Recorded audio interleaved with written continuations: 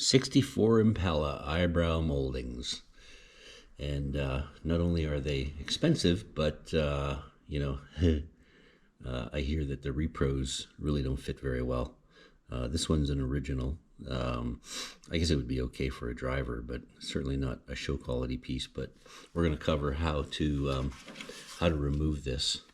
The fasteners, there's two studs that are on a clip that goes inside the molding, and it's got a little sheet metal nut on it.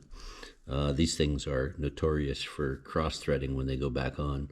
So you could easily just replace it with a stainless steel nut, a real nut. They're 1024, so they're a pretty common size. You could try that, but we're going to show you how to get those off. Now they're kind of in a bit of a compromised place. You've got two of them. There's one here. I'm not sure if you can see that. You should be able to. And then you've got another one right over here. And then on the very bottom, you've got simply a Phillips screw holding the bottom part in. But what we need to do is get those out. It's a pretty cramped space. Some of this space be maybe a little more cramped because this car was in a collision, and I think the grill may have been pushed up a bit, so we don't quite have the finger room that we would like to have. But the size is 3/8, and I'm gonna take this one off. So for now, it seems to come off somewhat easy until it gets to the point where it just turns back and forth. Then it's kind of interesting. Let's try that again.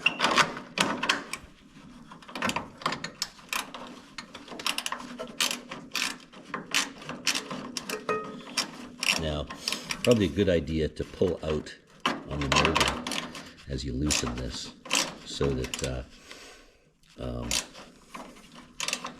you gain a little bit of room underneath there.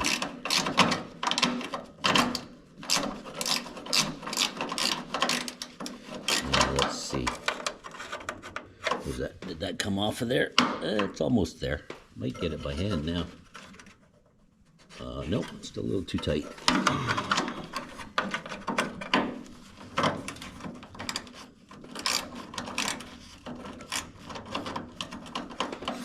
Is it off?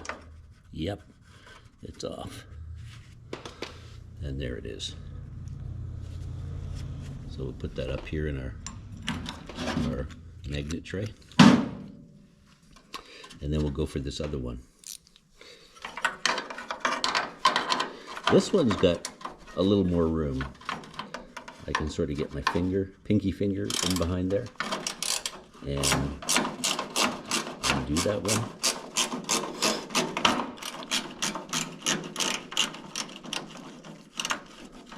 And it usually helps to have your finger back there, because when the nut gets to the point where it just turns back and forth and doesn't overcome the ratcheting action at the end of the wrench, then your finger helps that out. So it feels like it might be off. Is it? Yep. There we go. Okay, that one's off.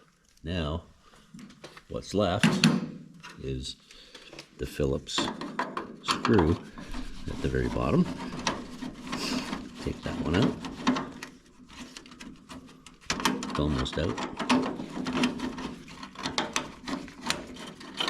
There we go. Okay.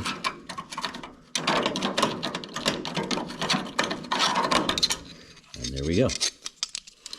We got her off. So these are the clips I was talking about. They slide in here, and then you can slide them down. Put them in the right position, and they kind of float. Well, they did float. They sort of float. I don't know. They get tight after you've tightened them, but you can work them around a bit, and they'll slide either way. And there's a notch out right here where you can slide them down, and then turn them this way, and they come out. So now we're going to put the molding back on. Now let's say, for the sake of imagination, that this is a brand new piece and it's on a beautiful show car, but of course this is not. One of the things that you need to replace most likely is this piece right here. It's got a little plastic tip that comes out that goes into this hole right here for, I'm sure it's just for alignment. And then these things here, these clips with the studs on them, I would lubricate those, maybe even put like a grease on them so that you preserve the threads. But anyways, so let's take a look at putting them on, which may promise to be tricky. So there we got it in place. I'm going to put the, for the sake of holding this thing in place, I'm going to put the Phillips screw back in the very bottom, just to keep it from falling on the floor. I'm not going to tighten it, all the way down. Leave a little bit of play in it. Now I take my my 3/8 speed wrench, and I recommend this because this is such a tight space. It's going to allow you to hold those sheet metal nuts in. They'll rest right in there, and then you can put your finger behind it and get it up in place. All right, let's give this a shot. Make sure I'm going in the right direction. All right, so that should be tightening.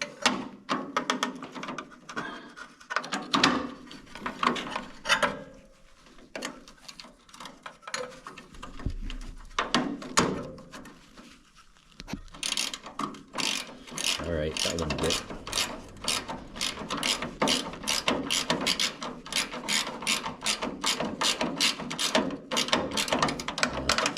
I want to tighten that 100% because I want to make sure I have a little bit of wiggle room for the other one. And we'll get that one. Put it in here. Make sure it's turning the correct way. Yep, it is. Okay, so let's try this one. Now, get my pinky finger in behind there and start turning.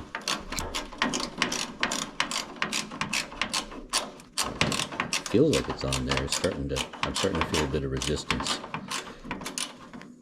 So you can see how I'm doing that there.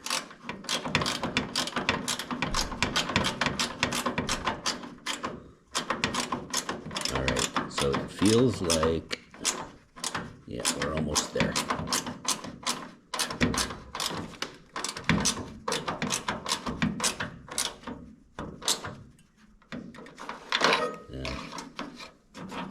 Now let's snug this one down.